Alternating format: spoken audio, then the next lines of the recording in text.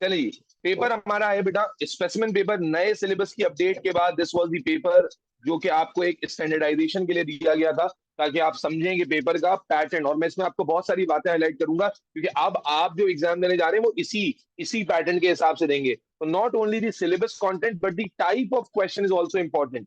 The type of question which we will see in this particular component are also really really important. ठीक है जी, आप अच्छे से जानते हैं, पहले पेपर कर चुके हैं आपके। 60 मार्क का ये पेपर होता है और 1 घंटे और 15 मिनट में करना होता है। तो टाइम की जो रेस है वो बहुत तगड़ी होती है, और उसमें आपको जो है वो जल्दी जल्दी चीजें सॉल्व करनी होती हैं। बहुत ज्यादा टाइम आप नहीं लेंगे। और मैं पहले भी बता चुका हूं कि जब आपको कोई चीज नहीं आ रही होगी तो आप उसे छोड़ देंगे और आगे बढ़ेंगे, ताकि आप अपना टाइम सेव कर सकें। ठीक है जी, चलिए बिस्मिल्लाह। क्वेश्चन नंबर 1 आ जाता है हमारे पास। Figure 1.1 is electron micrograph of a part of a eukaryotic cell. Eukaryotic cell के बारे में आप अच्छे से जानते हैं कि क्या बेसिक कैरेक्टरिस्टिक्स होते हैं यूकैरियोटिक सेल के, और कौन से ऑर्गेनिज्म में यूकैरियोटिक सेल होता है। फंजाई हो गया, प्लांट्स हो गए, animals.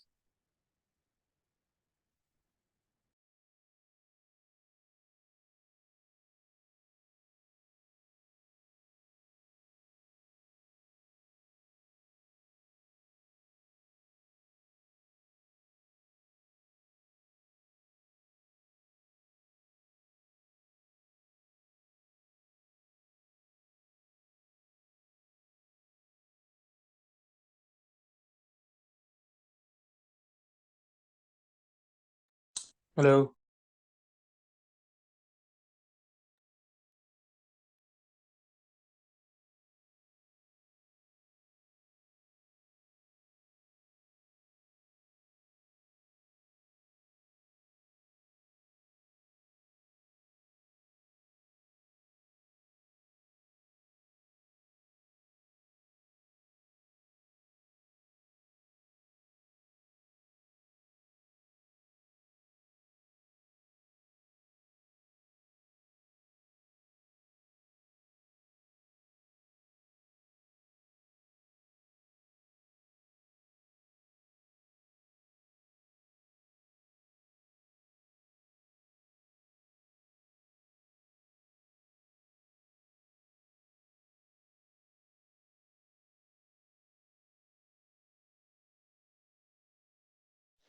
Hello hello hello. Am I audible again बच्चों? यस सर, अब आवाज आ रही है। यस। चलो चलो भाई कंटिन्यू करते हैं डिस्कशन। स्क्रीन में उम्मीद आ गई होगी। हम पहला पार्ट पढ़ रहे थे बेटा, इंटरनेट चला गया था। तो इलेक्ट्रॉन माइक्रोग्राफ दिया हुआ है यूकैरियोटिक सेल का, और यहाँ पर आपको एक माइटोकॉन्ड्रियन को शो किया गया है। अगर आप मेरी स्क्रीन पर देख पा रहे हो तो माइटोकॉन्ड्रियन आपको नजर आ रहा है, और इसमें एक एक आपको एक स्केल बार गिवन है एक्स वाई करके ना, कि आपको माइक्रोस्कोप माइटोकॉन्ड्रियन की लेंथ का अंदाजा दिया गया है, और ये 47,000 टाइम्स मैग्नीफाइड इमेज है। और उसके बाद एक जी स्ट्रक्चर है। कोई बता सकता है व्हाट इज द स्ट्रक्चर जी? मेरे ख्याल इतना मुश्किल नहीं है। जी को गौर से देखो, क्या जी आप गोल्जी पॉइंट आउट कर बॉडी है। सकते हो क्या है? Golgi body. Very good, very good, very good बेटा, it's a Golgi body. Very good, ठीक है ना। तो ये अच्छा हो गया। अब देखते हैं सजे स्टेट। स्टेट का सवाल मैं पहले भी समझा चुका हूं कि बहुत बेसिक सवाल होता है। State how is it possible to deduce that figure 1.1 is a transmission electron micrograph and not a scanning electron micrograph. Okay, अब ये पार्ट तो शायद आपको ना आ रहा हो, क्योंकि माइक्रोग्राफ के बारे में मैंने आपको डिटेल नहीं दी है। कोई बताना चाहेगा स्कूल में पढ़कर कि व्हाट इज दी, कहता है कि ये कैसे इमेज बता, कैसे मैं आपको यहाँ We पर can see the लिखवा देता internal हूँ इसका structure of आंसर, mitochondria. लेकिन समझा भी देता हूँ। एक मिनट रुक जाओ बेटा। आपको कहा गया कि ये बताइए कैसे डिड्यूस हो रहा है कि ये ट्रांसमिशन इलेक्ट्रॉन माइक्रोग्राफ की इमेज है और स्कैनिंग इलेक्ट्रॉन माइक्रोग्राफ की इमेज नहीं है जी। अब क्या नाम है, हलीमा आप कुछ बोल रही थी, बोले। Sir, I was saying that internal structures of mitochondria are visible, which is not visible in light microscope. Sir ये भी कह सकते हैं ना कि 3D नहीं है वो। जी, और कोई अफीफा आप कुछ बताना चाहेंगी? Sir, Fardeen kept saying like at least 7 times कि ribosome दिख रहा है. राइबोसोम दिख रहा है, तो नहीं तो क्या फर्क पता चलेगा आपको? क्या किस बेसिस पे Because आप it's not डिड्यूस करते हैं? visible in the light microscope, no. It's देखो मेरे भाई, बड़ा ही सिंपल सा कॉन्सेप्ट होता है। देखो आपके पास, मैं पहले बहुत बेसिक से कवर कर दूं, कॉन्सेप्ट ये मैंने कवर करना रह गया था तो मैं आपको यहीं पर समझा देता हूँ ताकि यहीं पर बात आपको पूरी समझ आ जाए। देखो माइक्रोस्कोप जो है, जब आप पढ़ते हो तो आपने ये तो बेसिक पढ़ा हुआ है कि माइक्रोस्कोप जो है वो उन चीजों को देखने के लिए इस्तेमाल होता है जो मैग्नीफाइड इमेज देखने के लिए इस्तेमाल होता है जो नेकेड आई से नहीं दिखती। लेकिन आप उसमें दो कैटेगरीज पढ़ते हो, एक पढ़ते हो लाइट माइक्रोस्कोप की कैटेगरी और एक पढ़ते हो इलेक्ट्रॉन माइक्रोस्कोप की कैटेगरी। लाइट माइक्रोस्कोप में आपको light as a source of illumination इस्तेमाल करते हो। मेरी बात को मैं जिस टॉपिक को ही कवर कर देता हूँ बेटा, लाइट माइक्रोस्कोप में आप लाइट को as a source of illumination इस्तेमाल करते हो। इलेक्ट्रॉन माइक्रोस्कोप में इलेक्ट्रॉन बीम को इस्तेमाल करते हो। अब लाइट की जो वेवलेंथ होती है वो बड़ी होती है, तो लाइट उतने ही वेवलेंथ, फॉर एग्जांपल अगर ये स्पेसिमेन है और लाइट की वेवलेंथ ये है, तो लाइट उतनी ही बड़ी वेवलेंथ को कवर कर सकती है स्पेसिमेन को जो कम से कम उस वेवलेंथ के ऑर्डर में हो। यानी कैसे पता चलता है कि कौन सा ऑब्जेक्ट किस माइक्रोस्कोप में दिखेगा? अगर नॉर्मल जो विजिबल लाइट है उसकी वेवलेंथ है फॉर एग्जांपल 4000 टू 7000 नैनोमीटर में फॉर एग्जांपल, तो आपके लिए वही इमेज देखना पॉसिबल होगा जो इस वेवलेंथ में आ रही होगी। The idea is electron beam जो होती है वो बहुत ही छोटी होती है, तो इलेक्ट्रॉन बीम बहुत ही माइक्रो साइज के ऑब्जेक्ट्स को विजुअलाइज कर सकती है।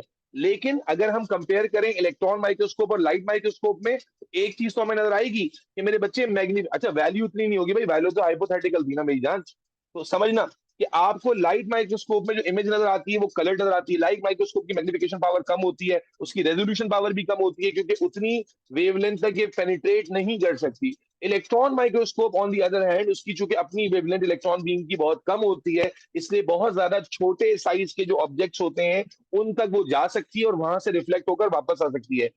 मैग्निफिकेशन में फर्क होता है, रेजोल्यूशन में। लेकिन यहाँ पर सवाल लाइट और इलेक्ट्रॉन का नहीं है, और लाइट और इलेक्ट्रॉन में एक डिफरेंस और होता है कि लाइट माइक्रोस्कोप में आप जब इमेज को स्टडी करते हैं तो वो इमेज कलरफुल होती है लाइट की वजह से। लेकिन जब आप इलेक्ट्रॉन माइक्रोस्कोप में स्टडी करते हैं तो वो इमेज ब्लैक, व्हाइट और ग्रे शेड्स में आपको मिलती है। बट यहां पर जो सवाल है मेरे बच्चे, वो ट्रांसमिशन और स्कैनिंग इलेक्ट्रॉन माइक्रोस्कोप का है। तो मेरे बच्चे याद रखिए, अगर मैं आपको थोड़ा सा, क्योंकि मैंने ये आपको कराया नहीं है, तो let me add one page and let me give you points, क्योंकि ये आपको बहरहाल पता होना ही चाहिए। अगर मैं आपको थोड़ा सा यहाँ पर इसको कंपेयर करा दूं कि लाइट और इलेक्ट्रॉन तो चले आप ओ लेवल्स में भी देख कर आए, प्रैक्टिकल में भी देखा, लेकिन इलेक्ट्रॉन माइक्रोस्कोप जो है ना उसके बारे में अच्छे से सीखना जरूरी है। ट्रांसमिशन इलेक्ट्रॉन माइक्रोस्कोप जिसको सिंपली आप टीईएम कहते हैं, और अल्लाह आपका भला करे स्कैनिंग इलेक्ट्रॉन माइक्रोस्कोप जिसको आप सिंपली एसईएम कहते हैं, तो दोनों में इलेक्ट्रॉन बीम का इस्तेमाल कर रहे हैं आप। लेकिन दोनों में फर्क क्या होगा, ठीक है जी, उसके कुछ हाईलाइट समझ लें बेटा। एक फर्क तो सारे बच्चे बोल रहे हैं, ठीक है जी, तो मैं सबसे पहले वहीं से लिखता हूं मेरे बच्चे। जो ट्रांसमिशन इलेक्ट्रॉन माइक्रोस्कोप होती है, it is used to observe finer details of internal structure. तो ये बात जो आप सारे फरमा रहे हैं ये सबसे पहले मैंने लिख दी है, और इसके कंपैरिजन में अगर आप आ जाएंगे तो यहां पर हम कहेंगे ऑब्जर्व सरफेस स्ट्रक्चर। ये पॉइंट हमारा रह गया था कवर होने से बेटा, इसलिए प्लीज इसको यहीं पर कवर कर लें ताकि आइंदा के लिए परेशानी ना हो। Observe surface structure, internal details में कवर नहीं होंगी, इसमें सरफेस स्ट्रक्चर जो है वो कवर होंगे। Observe surface structures of specimen, ये पहला फर्क होता है मेरे बच्चे। एक और फर्क जो यहां पर होता है, it can use low and high voltage electric, low and high voltage electron beams. जबकि जो हमारे पास स्कैनिंग माइक्रोस्कोप होती है, only use low voltage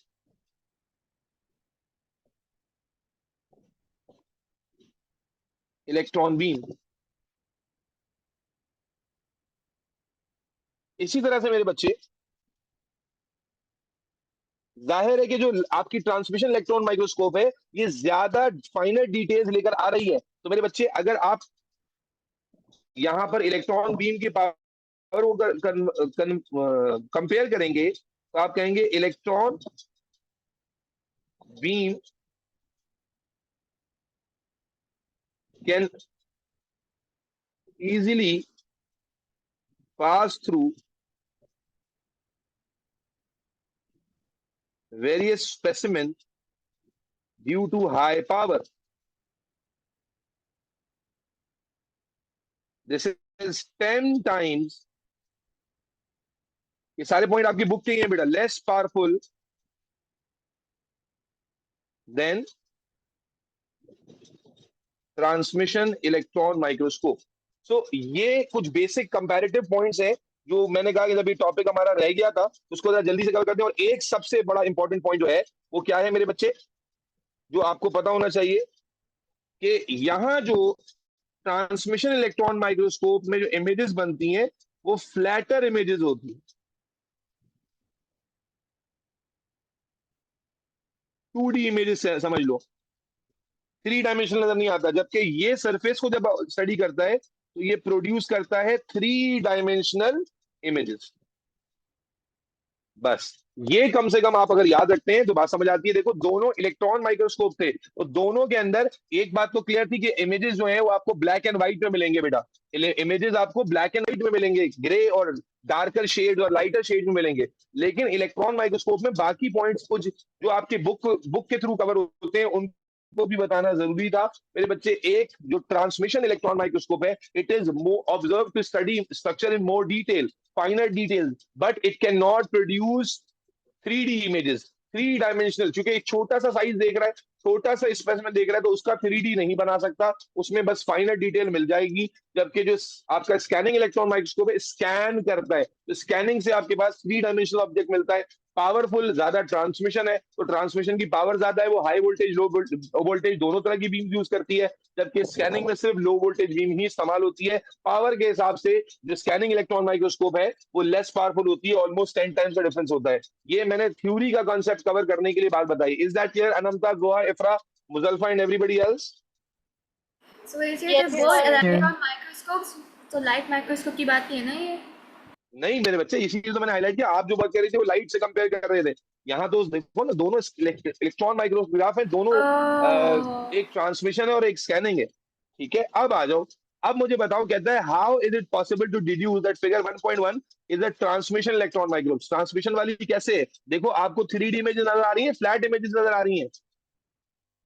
flat. Flat.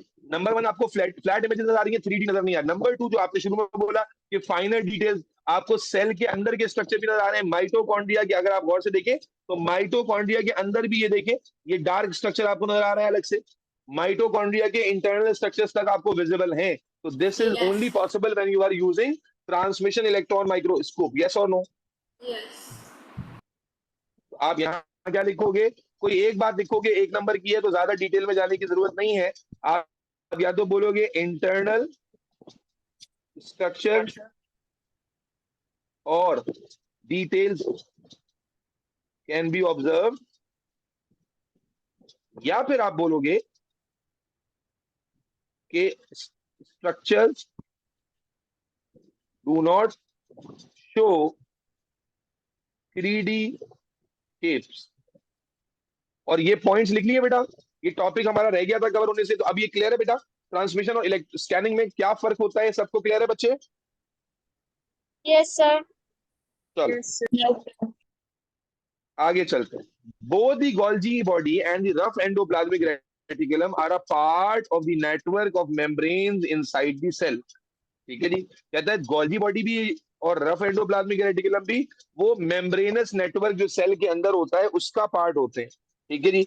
लेकिन कहता है outline structural features shown in figure 1.4. Structural features, not वो feature जो नॉलेज है, नॉलेज नहीं, जो स्ट्रक्चरल फीचर्स हैं in figure 1.1 that identify that G is a Golgi body and not the endoplasmic reticulum. कैसे पता चल रहा है कि G Golgi body है और endoplasmic reticulum नहीं है? जी मेरे It's not बच्चे, a nucleus. दोबारा बोलिए. Not attached to दोबारा. nucleus. सबसे पहली बात, जब हमने एक सेल पढ़ा था तो अगर आपको याद हो कि जो एंडोप्लाज्मिक रेटिकुलम होता है, एक तो नंबर 1 वो इररेगुलर सरफेस का होता है, इररेगुलर एक्सटेंशन होती है, और वो न्यूक्लियर मेम्ब्रेन से या न्यूक्लियर एनवेलप से मल्टीपल पॉइंट्स पर अटैच होता है. यस और नो? क्या ये स्ट्रक्चर आपको न्यूक्लियर मेम्ब्रेन से अटैच नजर आ रहा है? नहीं आ रहा। फिर आप देखें इसमें जो सैक है आपको देखें लंबे लंबे नजर आ रहे हैं, फ्लैटेंड सैक्स नजर आ रहे हैं, यस और नो? Yes. और फ्लैटेंड सैक के साथ साथ क्या आपको देखिए एज पर यहाँ स्वेलिंग नजर आ रही है? ये देखिए ये एज पे स्वेलिंग दिख रही है, ठीक है मेरे बच्चे? तो आप क्या कहेंगे, how are you identifying that this is a Golgi body? Not, 2 number है मेरे बच्चे। आप क्या बोलोगे? As these membranes are flat containing swellings at the end. Moreover, it is not attached at any point to nuclear envelope. Is that clear बच्चों? Yes, sir. और आप ये भी बोल सकते हैं कि क्या राइबोसोम पे नजर आ रहा है आपको इसके ऊपर? क्या डार्क डार्क बहुत सारे स्ट्रक्चर लाइक राइबोसोम दिख रहे हैं? नहीं दिख रहे। वैसे तो ये 2 नंबर का है, this is more than enough, लेकिन एक एडिशनल पॉइंट हमें ये भी नजर आ रहा है, नो राइबोसोम्स आर विजिबल। हालांकि डिटेल्स ऑफ स्ट्रक्चर तो विजिबल है ना, are visible on the membrane. Structural point लिखना है, वो पॉइंट लिखना है जिसका ताल्लुक स्ट्रक्चर से है। अनमता, जुहा, मुजल्फा, इफरा, अब्दुल शक्र, सॉरी फ्रेना, अरियान, रुमैसा, महक, ईमान, अफीफा, अब्दुल मुइज, फाइक, सबको क्लियर है? Yes, Hamza? sir. Clear. Yes sir. चलो, अब उसके बाद ओ लेवल की याद दिलाने के लिए सवाल आ गया। ओ लेवल की याद दिलाने के लिए क्या है भाई? Calculate the actual diameter of X to Y. Scale bar दिया हुआ है बेटा। हलीमा थोड़ा माइक बंद रखो यार अपना। Write down the formula that you will use to make your calculation, give your answer to the nearest whole nanometre. ठीक है जी बेटा, एक्चुअल डायमीटर निकालना है आपको। यहाँ पर एक डायमीटर दिया हुआ भी है, ये कौन सा डायमीटर है? ये आपका इमेज का डायमीटर है। आपको एक्चुअल डायमीटर निकालना है तो फॉर्मूला क्या होता है? Magnification is equal to actual diameter, yes और नो? अपॉन, बोलो भाई, sorry not actual, upon image upon diameter. actual. Image diameter I M का निमोनिक था ना, I M, actual Yes. Diameter.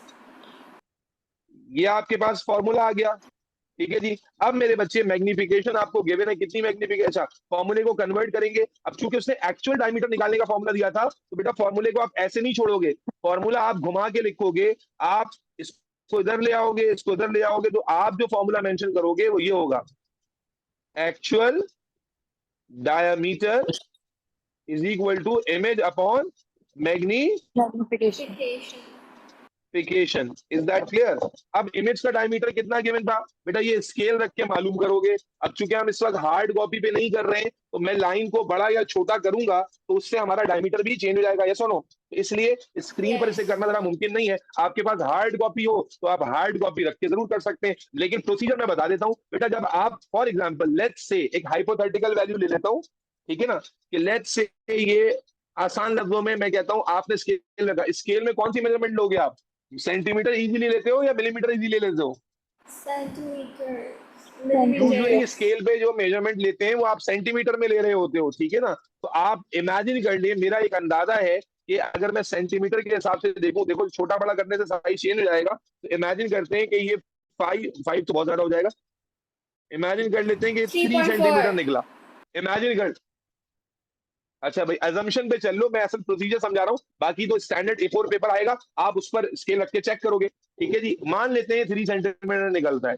अगर ये 3 सेंटीमीटर निकला, इमेजिन कर लीजिए, तो आप इसे किस में कन्वर्ट करोगे? पहले याद रखो मिलीमीटर में, ठीक है जी।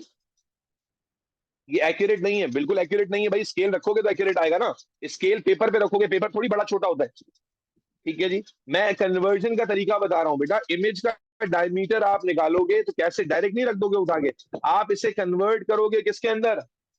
किस यूनिट में कन्वर्ट करते हैं मैग्निफिकेशन के लिए बेटा? बोलिए। Nanometre sir. आपने यहाँ पर नैनोमीटर के अंदर ही आंसर करना है, आप नैनोमीटर में कंपेयर कर लो। कैसे 10 कन्वर्ट power करेंगे बेटा? minus 7.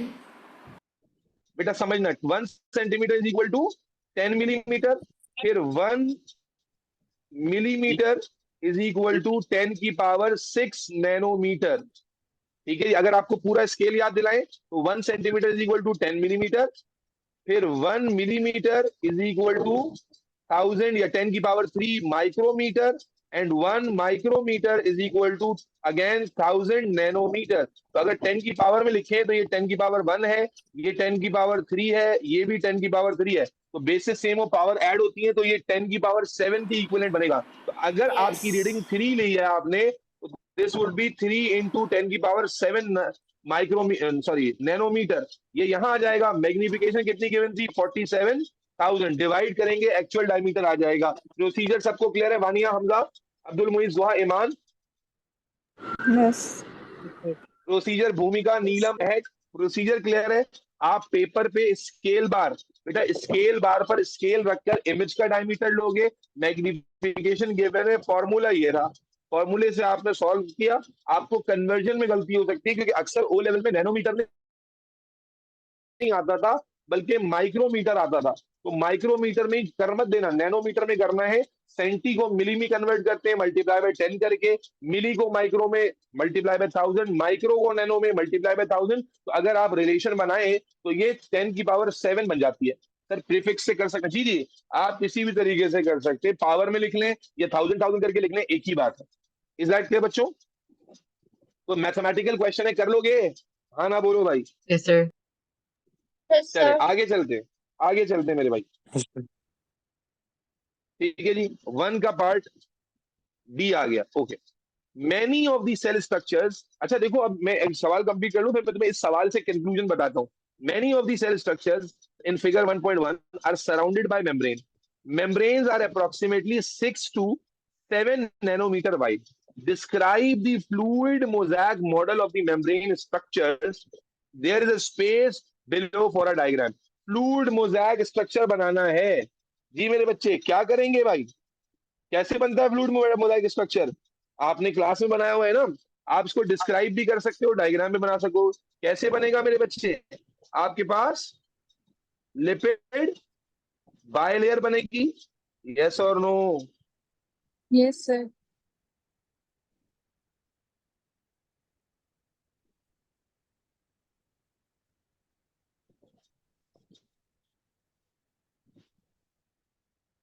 आपको से कहा है गैप जो होता है मेम्ब्रेन से दरमियान वो 6 to 7 नैनोमीटर का होता है, तो ज्यादा गैप नहीं छोड़ना दरमियान।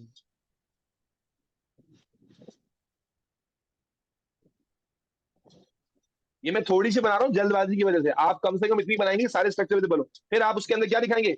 इंटीग्रल प्रोटीन, यस और नो? इंटीग्रल प्रोटीन दिखाओगे और पेरिफेरल प्रोटीन या एक्सट्रिंसिक प्रोटीन दिखाओगे। इसके अलावा आप अच्छे से जानते हो कि उसके अंदर आप ये कार्बोहाइड्रेट चेन दिखाओगे, यस और नो? और यहां से भी अटैच कार्बोहाइड्रेट चेन दिखाओगे। इसी तरह आप अच्छे से ये भी जानते हैं कि जो फॉस्फोलिपिड बाइलेयर्स होती हैं इनके दरमियान क्या मौजूद होते हैं मेरे बच्चे?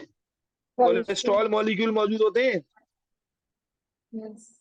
तो बेटा जो आपको स्कोरिंग मिल रही है, मैं आपको बता देता हूं, आपको जो स्कोर मिल रहा है वो फॉस्फोलिपिड बाइलेयर दिखाने पे 1 नंबर मिलेगा, उसके प्रोटीन दिखाने पे दूसरा नंबर मिलेगा, इन बिटवीन दी चेन्स आपको कोलेस्ट्रॉल चेन दिखाने का तीसरा नंबर मिल जाएगा। ठीक है, और फिर आपने अगर उसमें ग्लाइकोलिपिड्स या ग्लाइकोप्रोटीन्स दिखा लिए हैं और कोई एक चीज मिस कर दी है तो उसका नंबर भी आपको मिल जाएगा।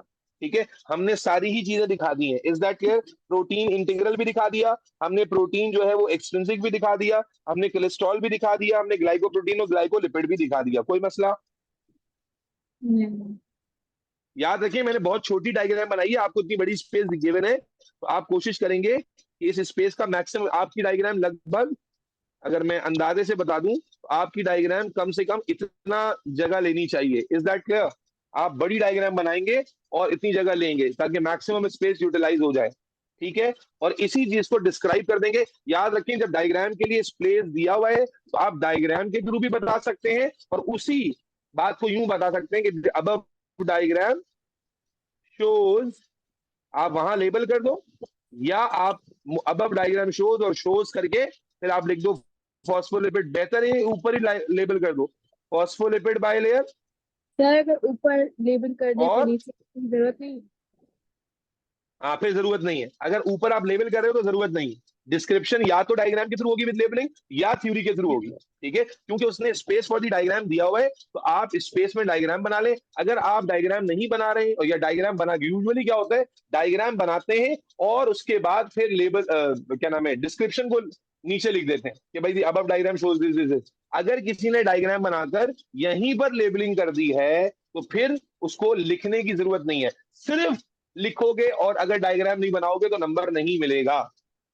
ठीक है, your diagram must show, description में है, डिस्क्रिप्शन में आपकी डिटेल शो होनी चाहिए। ठीक है जी, तो जो डिस्क्रिप्शन है ना, वो डायग्राम की डिस्क्रिप्शन हो। अगर डायग्राम में आपने डिस्क्राइब कर दिया है लेबल, दैट्स ऑल। लेकिन अगर आपने डायग्राम ही नहीं बनाई है, तो मेरे भाई, क्योंकि उसने कहा था space is given for the below for diagram, तो डायग्राम और उसकी डिस्क्रिप्शन देनी थी। अगर आपने डायग्राम ही नहीं बनाई तो फिर आपको नंबर नहीं मिलेगा। Is that clear? Yes, sir. Integral protein, peripheral protein, अब जैसे मैंने ऊपर डायग्राम में जो है वो लेबलिंग नहीं की है, तो मैं यहाँ पर दिखा रहा हूँ ग्लाइकोलिपिड, ग्लाइकोकैलिक्स एटसेट्रा। 12 इसमें आपको पूरे नंबर मिल जाएंगे। अच्छा जी, अब आखिरी पार्ट देख लें जल्दी से। The inner membrane of the mitochondrial envelope is much less permeable than the outer membrane. अगर आपको याद हो तो माइटोकॉन्ड्रिया का स्ट्रक्चर आपने पढ़ा हुआ है। आउटर स्मूथ मेम्ब्रेन होती है, और इनर हाईली क्या होती है बेटा, फोल्डेड मेम्ब्रेन होती है। ये कहता है inner membrane of the mitochondria is much less permeable than outer membrane. Inner membrane यानी ये वाली मेम्ब्रेन लेस परमिएबल है, यानी इसमें से ज्यादातर चीजें आसानी से पास नहीं हो सकती। कहता है suggest one way in which the structure of the inner membrane of the mitochondrion may differ from the outer membrane to produce less permeable inner membrane। यार ये तो एक नंबर का सवाल है। कहता है कुछ ऐसा सजेशन दे। सजेशन में मैं तुम्हें पहले भी बता चुका हूं कि जब एग्जाम में सजेशन पर बात करता है, इसका मतलब है थ्योरेटिकल लॉजिक लगा के मोस्ट प्रोबेबल कॉज आप बताओगे। कहता है इनर मेम्ब्रेन जो है वो लेस परमिएबल है, आउटर मेम्ब्रेन ज्यादा परमिएबल है। तो एक एक तरीका बताइए जिससे स्ट्रक्चर ऑफ इनर मेम्ब्रेन जो है वो लेस परमिएबल बन गया। जी बेटा। Less transfer It's more proteins are foldable. present.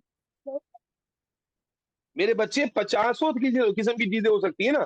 क्या हो सकता है? नंबर 1, जब आपको परमिएबिलिटी की बात आती है तो परमिएबिलिटी आप जानते हैं कि मेजर परमिएबिलिटी Longer होती है fatty इसकी वजह acid से। chains. एक मिनट रुक जाओ। First- दो चीजों पर अरे मेरी जान रुक Cholesterol. जाओ। अरे आंटी सब्र कर लो। आप Okay. सबसे पहले एट फर्स्ट सोचते हैं प्रोटीन चैनल्स के बारे में, कि जो ट्रांसपोर्ट के लिए बड़ा एक्टिवली पार्टिसिपेट कर रहे होते हैं। तो अगर हमारे पास जो ट्रांसपोर्ट प्रोटीन्स हैं, चाहे कैरियर प्रोटीन्स हो या चैनल प्रोटीन्स हो, अगर वो कम होंगे तो डेफिनेट सी बात है क्या होगा मेरे बच्चे, परमिएबिलिटी भी कम हो जाएगी। फिर इसी तरह अगर आप, मैं इस डायग्राम में समझाऊं, अगर देखो कोलेस्ट्रॉल का मॉलिक्यूल बहुत ज्यादा मौजूद हो, अगर कोलेस्ट्रॉल बहुत ज्यादा हो, तो परमिएबिलिटी को बढ़ाएगा कम कर देगा?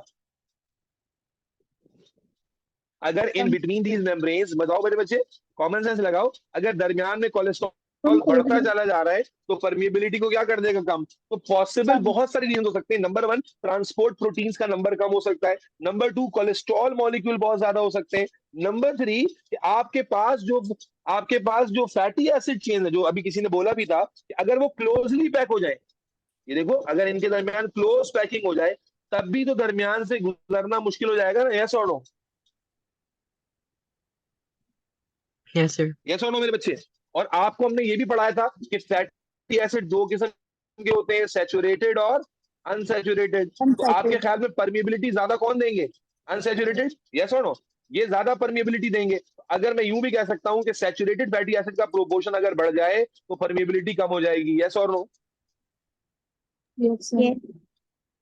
तो मेरे बच्चे, समझाने की बात यह है प्रेरणा रोमैसा, ताकि दिमाग खुले। यहां तो एक ही नंबर लेना है, एक रीजन लिखना है, लेकिन मेरे बच्चे यहाँ जो परमिएबिलिटी का ताल्लुक है, ये सेल मेम्ब्रेन का कॉन्सेप्ट है जो यहाँ माइटोकॉन्ड्रियल मेम्ब्रेन में रेप्लिकेट कराया, वो बहुत सारी चीजों पर डिपेंड करता है। Number 1, high proportion of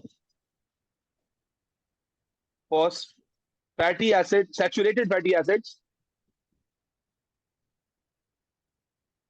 See, I was right. In bilayer, या आप क्या कह सकते हो Muzalfa, less number of transporter proteins. अलग से मेंशन करने की जरूरत नहीं है कि कैरियर है कि चैनल है। इसी तरह आप क्या कह सकते हो मेरे बच्चे, हाई प्रोपोर्शन ऑफ कोलेस्ट्रॉल। अब यही चीज आप जो है सेल मेम्ब्रेन के लिए भी फॉलो कर सकते हो। Is that clear to everybody? कोई एक बात लिखोगे, सारी लिखने की जरूरत चंदा नहीं है। Is that clear everybody? Yes, sir. Yes, Yes, sir. sir. चलो मेरे बच्चे, अब जरा इस क्वेश्चन को देखो जो मैं तुम्हें बताना चाह रहा हूँ, और याद करो जो मैंने लास्ट पेपर भी कराया था उसमें भी देखो। अब ये स्पेसिमेन पेपर जब आया था ना, तो उसने बेसिकली चिल्ला चिल्ला के आपको ये बता दिया था कि आपका जो पेपर आपको भी देना है उसमें सेल स्ट्रक्चर और सेल मेम्ब्रेन का डिटेल आपको अच्छे से पता होना चाहिए। You must be able to know the structure of cells, उनकी internal details. You should be able to identify the structure, you should be able to tell the about the fluid membrane model. और फिर उस fluid membrane model के अंदर जो, अब यहाँ तो जैसे फॉर एग्जांपल सिर्फ स्ट्रक्चर के बारे में बात पूछी उसने, लेकिन इससे आपको हिंट ये पकड़नी है कि सेल मेम्ब्रेन और सेल का जो स्ट्रक्चर है बहरहाल वो पेपर का एक मुस्तकिल पार्ट होगा। और इसलिए सेल मेम्ब्रेन की जो डिटेल्स आपने पढ़ी है, फ्लूइड मोज़ेक की, internal carrier protein, channel protein के डिफरेंसेस जो आपने पढ़े हैं वो सारे, या परमिबिलिटी या जो अल्लाह वाला करे फ्लूडिटी के जो रीजंस पढ़े हैं वो सारे आपको पता होने चाहिए। Yes, ये आपका sir.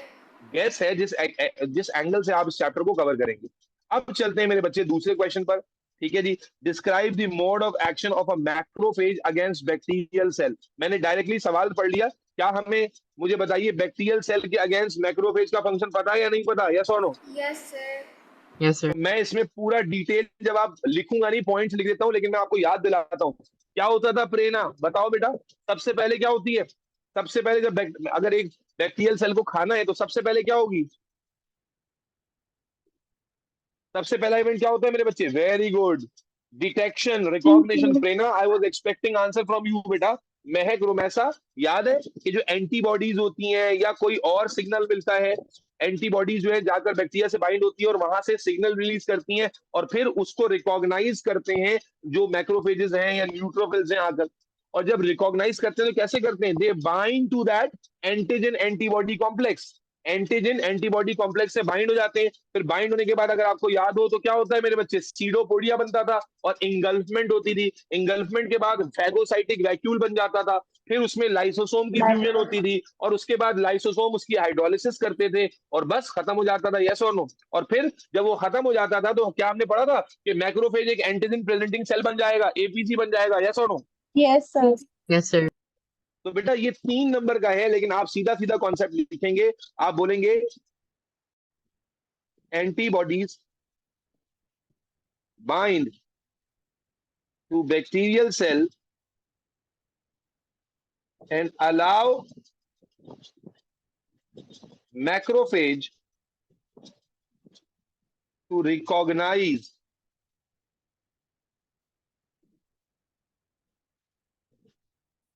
bacterial cell by binding to antigen antibody complex। इसको क्या कहते हैं? जब बाइंड हुआ एंटीजन एंटीबॉडी कॉम्प्लेक्स, engulfment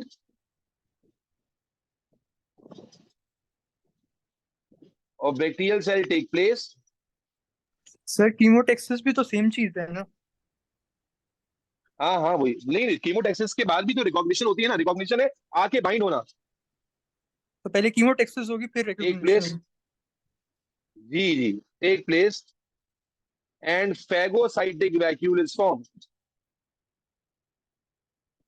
अरे मैंने कहा था पैराग्राफ नहीं लिखूंगा, फिर भी लिखने लग गया मैं। Phagocytic vacuole is form, lysosomes are attracted and fuse with phagocytic vacuole and release their contents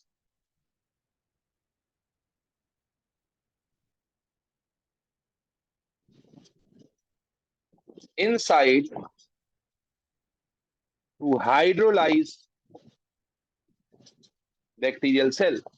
यहां तक तो हाइड्रोलिसिस हो गई। और ये पूरा का पूरा कॉन्सेप्ट कंप्लीट कहां होता है मेरे बच्चे? पूरा का पूरा कॉन्सेप्ट कंप्लीट कहां होता है?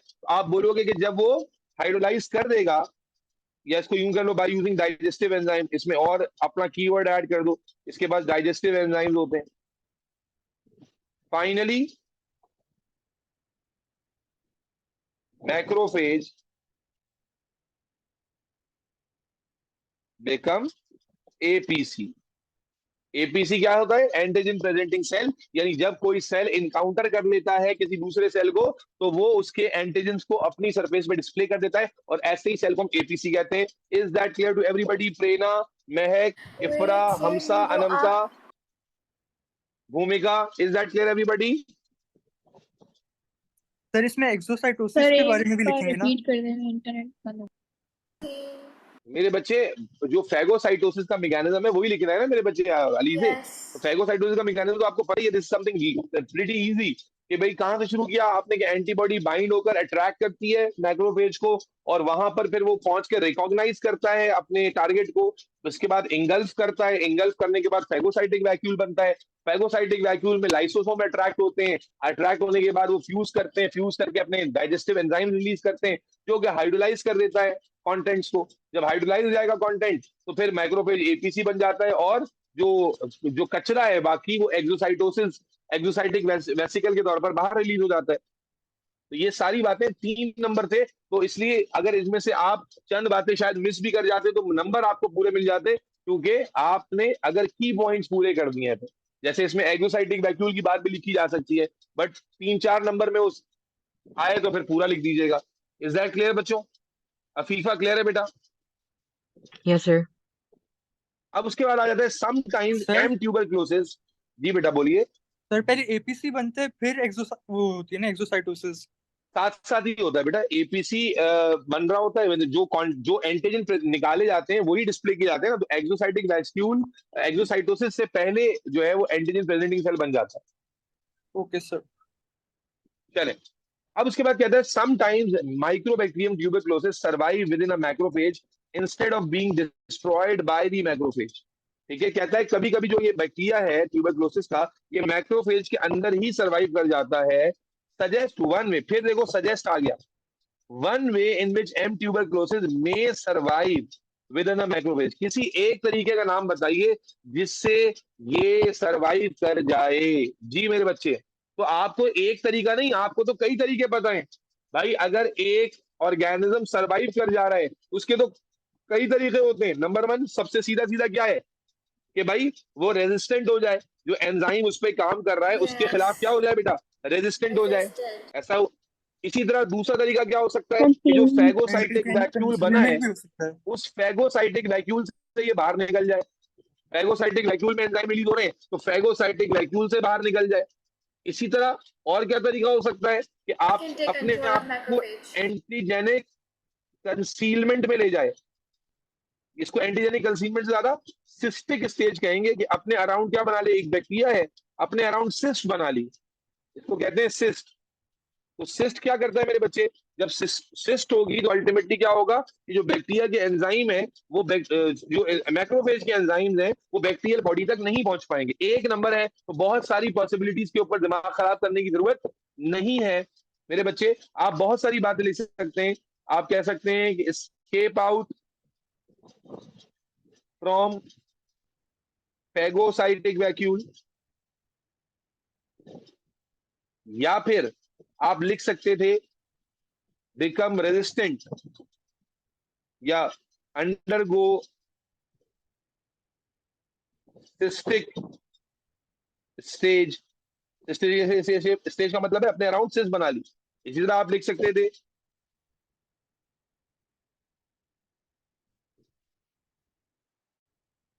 become resistant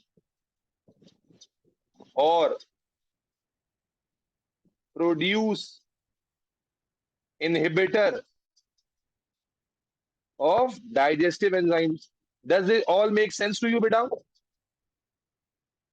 बेटा ये पूरी सेंस बनाती है बात, यस और नो बेटा? Yes, sir. Yes, sir. चलो आगे चलते हैं बेटा।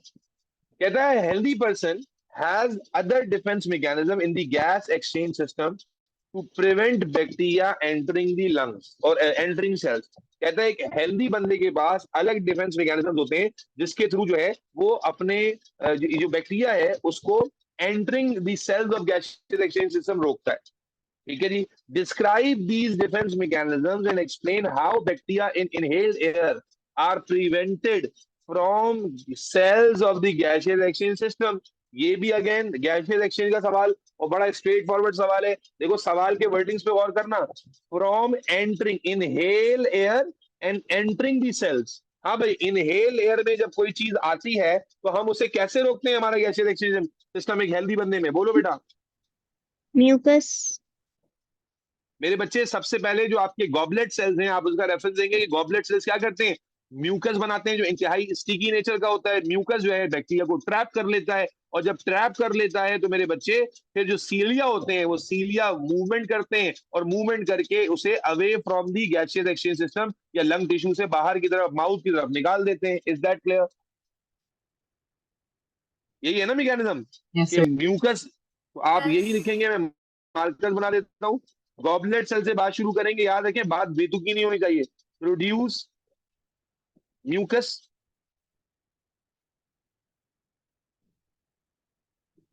sticky fluid which traps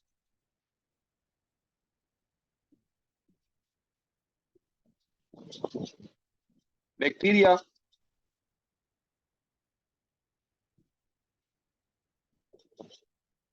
act as barrier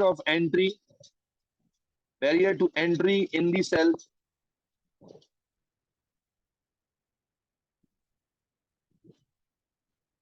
wiping, yes, ciliary movement, then wipe the mucus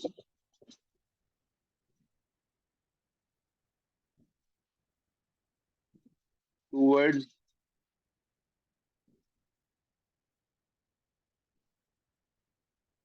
upper respiratory tract to mouth. Is that clear बच्चों? ये कॉन्सेप्ट सबको क्लियर है? सबको पहले से पता था? दिया, हुजैमा, अब्दुल मुइज, जोहा इमरान, महक, बेटा क्लियर है? हुजैफा, कायनात, उमैमा, अलीजा, मुदल्फा, चलो Yes, आगे sir. चलते हैं। In people with weekend immune system, ये आसान लग रहा है बेटा। M tuberculosis can infect other organs and tissues such as kidneys and joints. मैंने आपको बताया था जब टीबी वापस आता है तो ज्यादा खतरनाक होता है। Suggest how the bacteria may spread from the lungs. Again देखो suggest में ना खुल्ला डुल्ला जवाब होता है। One of the most possible logic आप यूज करोगे। Suggest how bacteria may spread from lung to the other organs. हाँ भाई, बैक्टीरिया लंग से अदर ऑर्गन्स में कैसे पहुंचेगा? क्या तरीका हो सकता है पहुंचने का? जब Travels करके to पहुंचेगा blood. क्या? Cross. आप क्या कहेंगे? Blood circulation, very good. या चूंकि देखो सवाल में वो मैक्रोफेज का जिक्र कर रहा था ना, मैक्रोफेज का, तो आप ये भी कह सकते हो कि विद इन मैक्रोफेज भी ट्रेवल कर सकता है। यस और नो? सवाल में उसने जिक्र किया था ना कि मैक्रोफेज के अंदर छुप जाता है, तो अगर उस रेफरेंस का इस्तेमाल करें तो आप मैक्रोफेज का भी जिक्र कर सकते हो। और मैक्रोफेज में प्राइमरीली क्या कहाँ होते हैं? लिम्फ में होते हैं। तो आप ये भी जिक्र कर सकते हो कि लिम्फेटिक सिस्टम के थ्रू भी फैल सकता है। Aliza, is that clear? Ananta,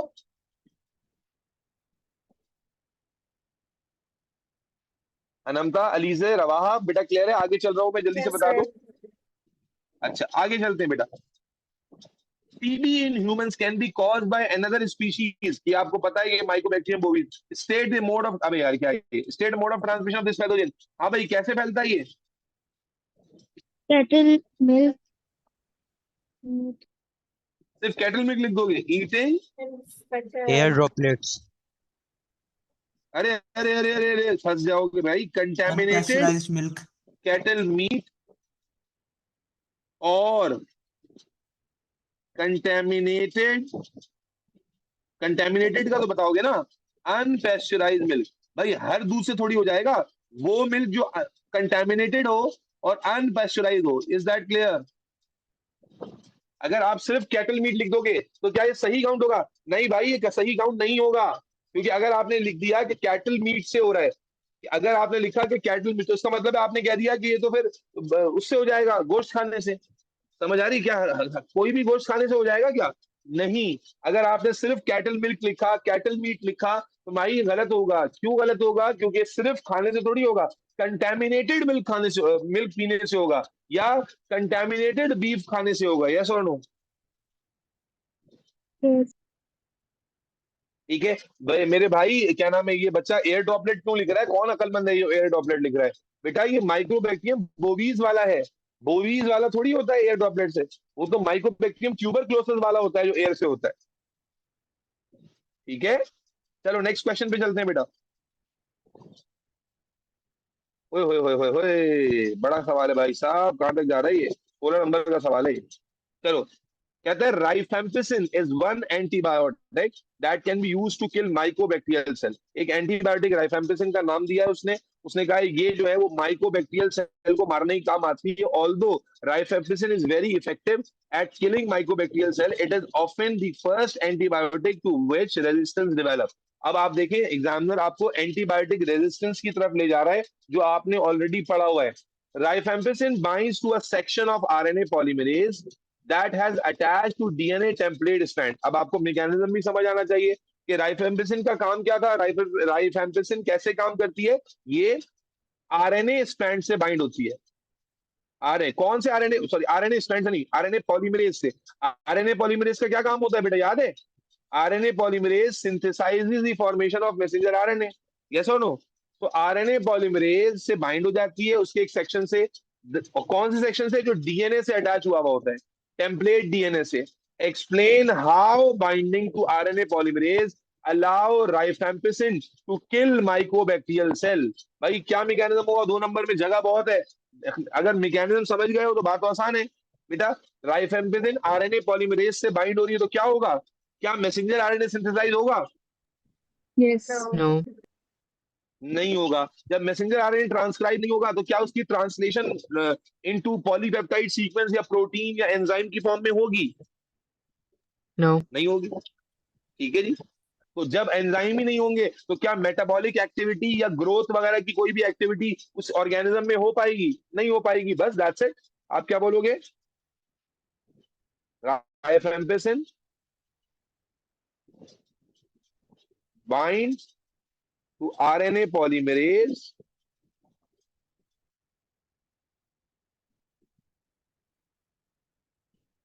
restricting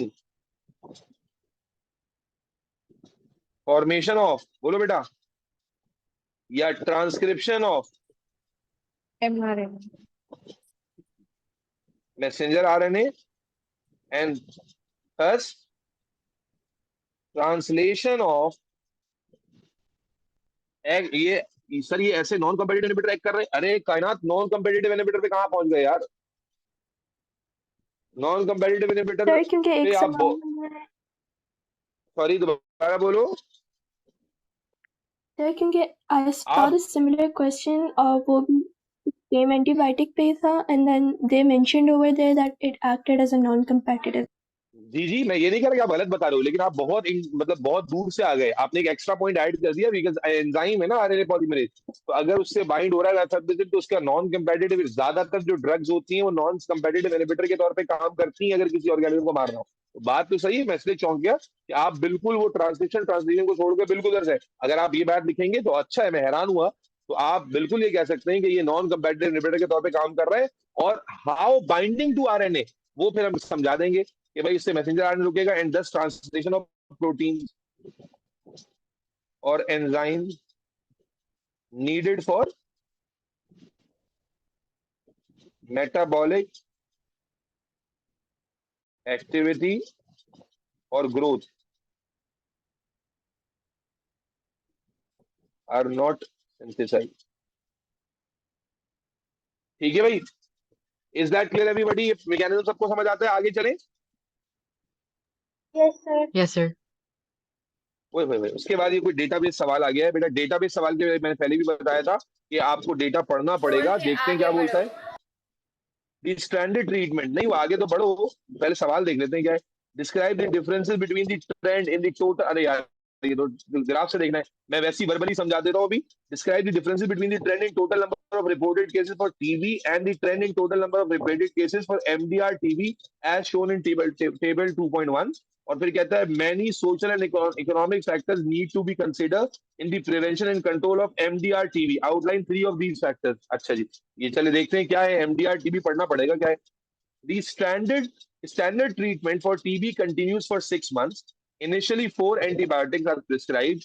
This is then reduced to 2 of the 4 antibiotics, rifampicin and isoniazid, if the person responds to treatment.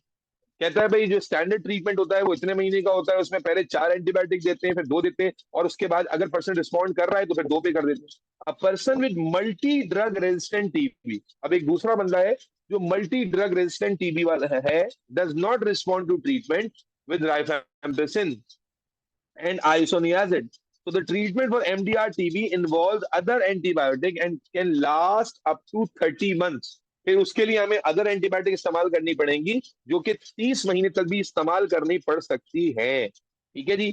उसके बाद ये आपको डिटेल दी है. पहले आपको डिफरेंसेस बताने थे, तो जरा डिफरेंसेस यहीं पर टेबल में देखते हैं, जरा गौर से देखते हैं डिफरेंसेस क्या क्या नजर आ रहे हैं. तो आप देखें 2005 से 2014 तक का डेटा दिया हुआ है. इसमें total number of cases reported of TB जो है वो 19 है, फिर 21 पे 22, फिर 2287 पे नंबर बढ़ता जा रहा है. यस और नो? क्या आपको नजर आ रहा है नंबर मुसलसल बढ़ता जा रहा है? कहीं पर कम तो नहीं हो रहा ना? नंबर ऑफ रिपोर्टेड केसेस कहाँ कम हो रहा है? 2012 के बाद. 2012 के बाद. ओ yes yes yes yes.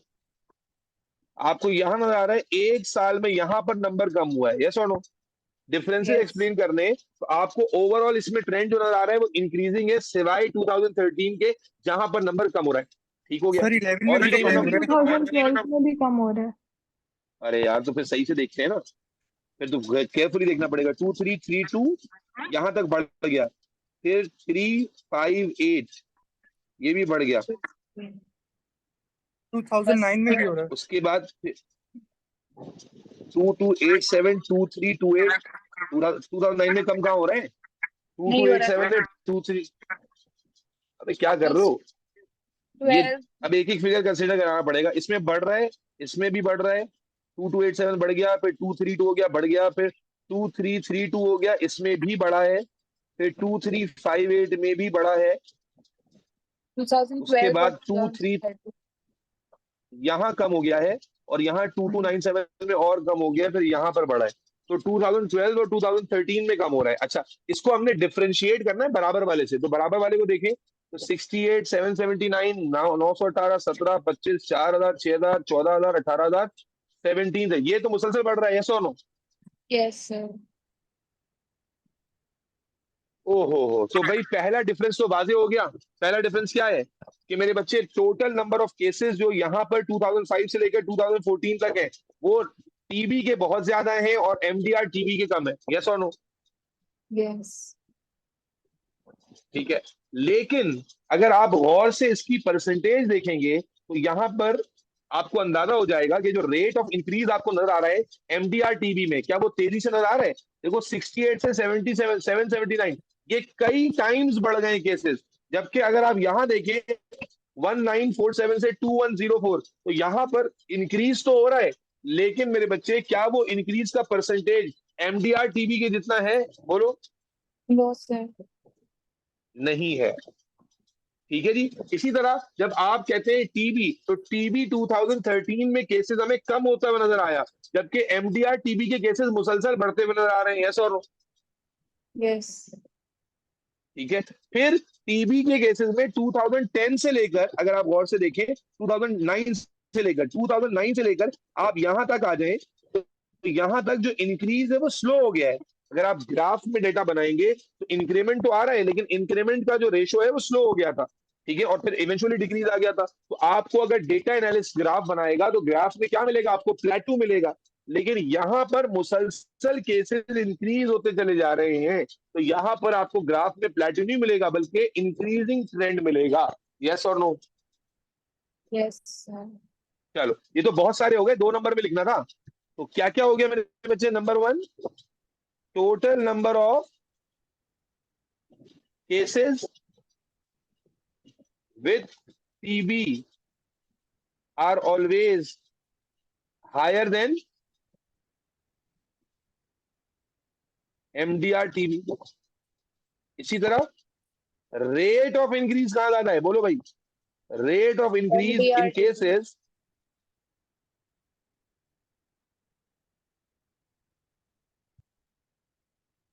is way too high in MDR TB। इसी 2 नंबर पूरे हो गए। अगर आप यहां लिखते तो इन 2000 कौन सा था, 11 में कम हो रहे थे, कहां कम हो रहे थे, 2012-13 में, 12 to 2013 there is decrease in number of cases with TB. TB but increase in MDR TB। तो ये आपको डेटा से देख के ही बताना होता है, बताना कोई मुश्किल नहीं है। डेटा को जितने ढंग से पढ़ेंगे उतने आसानी से बता सकते हैं। यस और नो, क्लियर है बेटा? Yes, sir. ओके अब मेरे बच्चे आपसे कहता है, असल सवाल ये था जो इंपॉर्टेंट है, कहता है कि many social and economical factors, highlight आपको उसने कर दिया, social factor and economical factor need to be considered in the prevention and control of MDR TB। जो मल्टी ड्रग रेजिस्टेंट टीबी है उसको कंट्रोल करने के लिए बहुत सारे फैक्टर्स कंसिडर किए जा सकते हैं। आउटलाइन 3 ऑफ दीज फैक्टर्स, कोई 3 फैक्टर्स आप हमें समझा दीजिए जी। ये तो आप मेरे ख्याल में बता सकते हैं, अगर आपने एंटीबायोटिक रेजिस्टेंस और उसके अंदर जो हमने कॉन्सेप्ट पढ़े थे, तो मुझे बताइए क्या फैक्टर्स हो सकते हैं जो मल्टी ड्रग रेजिस्टेंट टीबी के को प्रिवेंट भी कर सकते हैं। देखो प्रिवेंशन है और कंट्रोल है। प्रिवेंशन का मतलब कि होने से रोके और कंट्रोल का मतलब स्प्रेड होने से रोके। जी मेरे बच्चे, भाई टीबी याद करो ना, टीबी पढ़ा हुआ है, ऐसा नो कैसे रोकते हैं, कंट्रोल कैसे। चलो पहले कंट्रोल की बात कर लेते हैं, कंट्रोल की बात यानी सॉरी प्रिवेंशन की बात कर लेते हैं। तो प्रिवेंट कैसे कर सकते हैं, तो प्रिवेंट करने में सबसे इंपॉर्टेंट आ जाता है effective vaccination programme, mass vaccination, ring vaccination. Yes और नो, पहले वहां से स्टार्ट करो। बिल्कुल उसने कहा ना प्रिवेंशन, प्रिवेंशन से लॉजिक लगाओ। प्रिवेंट कैसे करेंगे, इफेक्टिव वैक्सीनेशन डेवलप करें, मास वैक्सीनेशन करें। यस और नो, फिर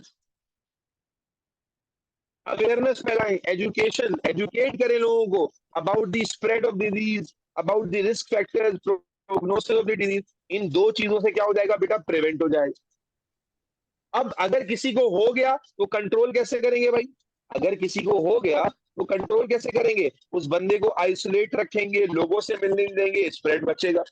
इसी तरह उस पर नई नई effective antibiotic should be develop, different treatment जो different treatment plans must be followed, ताकि जो एफिकेसी है ट्रीटमेंट की वो टेस्ट की जा सके और कोई ना कोई ट्रीटमेंट जो है जो रिस्पॉन्ड करे उसको फॉलो किया जा सके। यस और नो, तो आप नई ड्रग्स, नए ड्रग ट्रीटमेंट प्लान इस्तेमाल करेंगे, आप उस बंदे को आइसोलेट करेंगे, आइसोलेशन अवेयरनेस फैलाएंगे about the prognosis and risk factor of the disease, spread of the disease. इसके अलावा आप इफेक्टिव वैक्सीनेशन प्रोग्राम पर जाएंगे और मास लेवल पर वैक्सीनेशन करेंगे ताकि टीबी को प्रिवेंट किया जा सके। यस और नो,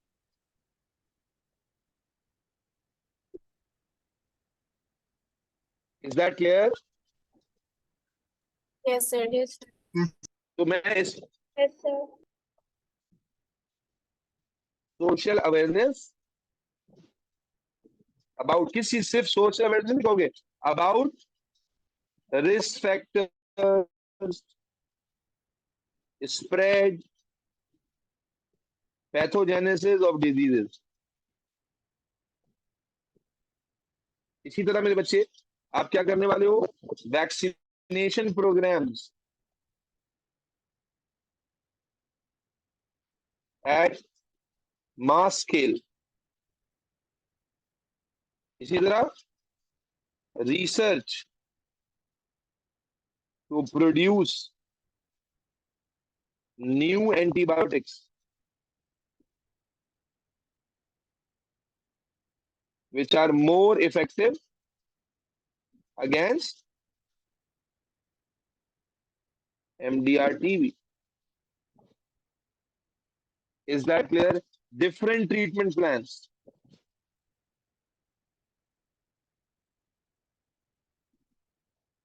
हलीमा, अनमता, अफीफा, क्लियर है बेटा? Yes, sir. Yes, sir. हाँ जी, different treatment Vania, different treatment plan का यही सेंस है बेटा, आप ये भी लिख सकते हैं, बिल्कुल ठीक है। चले बेटा आगे चलते हैं, सबसे बड़ा सवाल था ये, अब आगे थोड़ा आसान सवाल नजर आ रहा है। Describe the reaction that is catalysed by lactase, use figure 3.1 to help you. हाँ भाई, ये लैक्टोज बना हुआ है, लैक्टोज किससे बनता है? गैलेक्टोज और Glucose. ग्लूकोज से, गैलेक्टोज और ग्लूकोज से। आपसे सवाल क्या पूछ रहा है? Describe the reaction that is catalyzed by lactase, use figure 3.1 to help you। हाँ भाई, तो आपको क्या नजर आ रहा है? डिस्क्राइब द रिएक्शन है, इस रिएक्शन को डिस्क्राइब करें, रिएक्शन को डिस्क्राइब करें। लैक्टोज क्या है? Is a disaccharide, lactose is a Water डालेंगे। डाइसैकेराइड। Yeah. अच्छा, और उसमें क्या डाल रहे हैं? वाई डाल रहे हैं, वाई डाल रहे हैं, तो ये वाई क्या होगा? वाटर होगा। तो आप कैसे डिस्क्राइब करोगे? बहुत ही This is बच्चों a वाला सवाल है, 4 नंबर hydrolysis बुक्स के मिल रहे हैं। reaction Hydrolysis. where a glycosidic आप बोलोगे bond lactose which is a disaccharide is hydrolyzed using water to produce two monosaccharide, galactose and glucose, Glucose. and that was it। Oh Is wait, that we clear? have to add देखो one more thing. ये मेरे mark में आया था, मेरा एक mark कटा था. We have to mention कि the glycosidic bond is broken.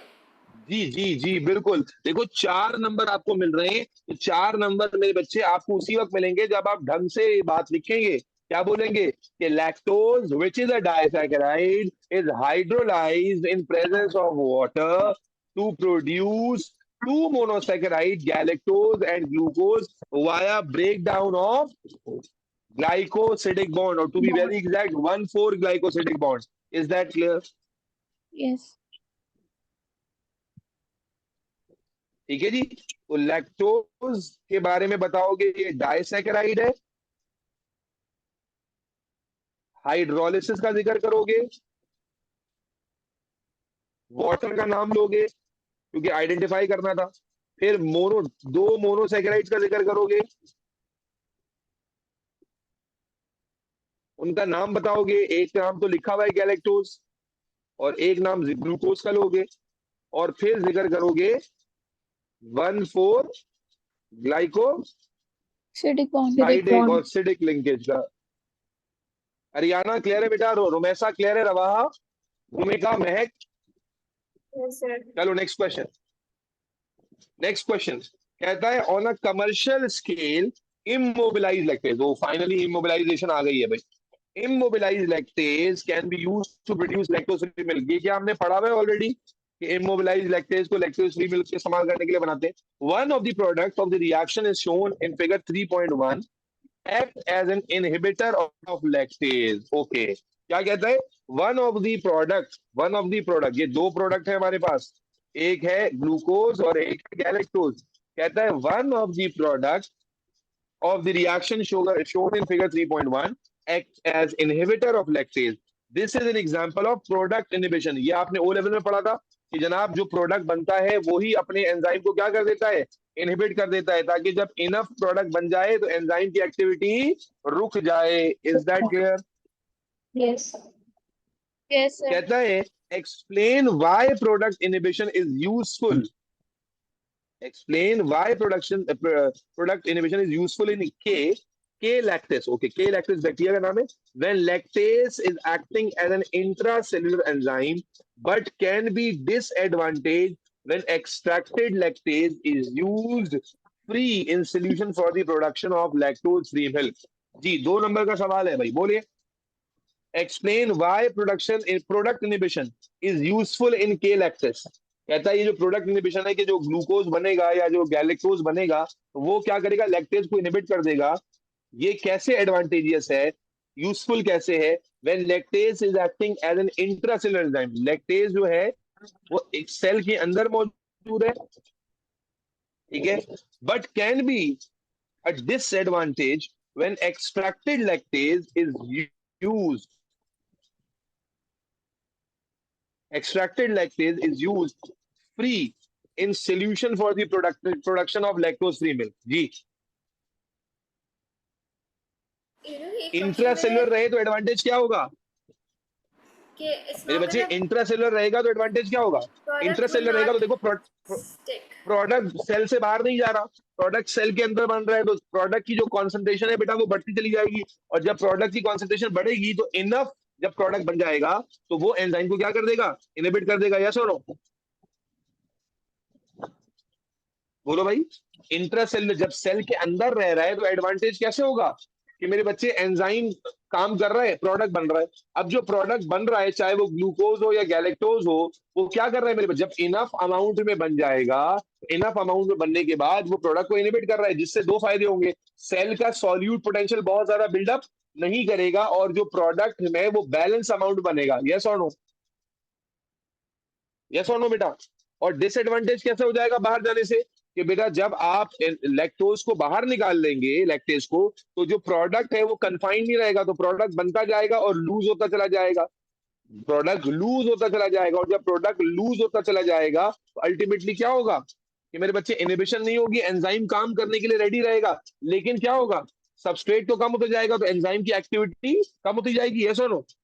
Enzyme की जो एक्टिविटी है वो लॉस ऑफ प्रोडक्ट की वजह से एंजाइम इनहिबिट नहीं हो रहा, बल्कि एंजाइम कंटिन्यूअसली क्या करता रहेगा? काम करता जाएगा, जिससे जो एंजाइम की एक्टिविटी का रेट है वो क्या हो जाएगा बेटा? स्लो डाउन हो जाएगा। यस और नो? सर जी बेटा। सर वो प्रोडक्ट लॉस क्यों होगा, ये मुझे समझ में नहीं आया। बेटा आपने कन्फाइंड एरिया से बाहर निकाल लिया ना उसको। आप देखो दूसरे पार्ट में उसने कहा extracted lactase is used in the solution.